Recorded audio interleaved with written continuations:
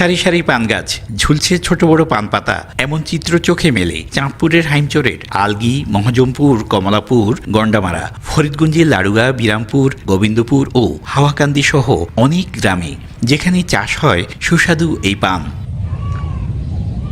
বর্তমানে পানের ভরা মৌসুমে ব্যস্ত কৃষকেরা, কেউ গাছ পরিচর্যায়, কেউ বা পরিপক্ক পান বাজারজাত করতে।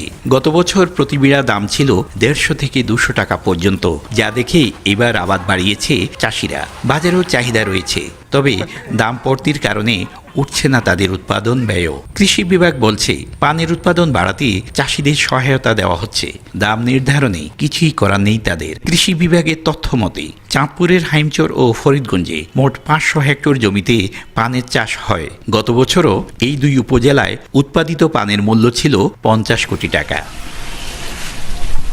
যেখানে ছিল 150 থেকে 200 টাকা প্রতি বিড়া পান, তা এখন বিক্রি হচ্ছে 10 থেকে 50 টাকায়।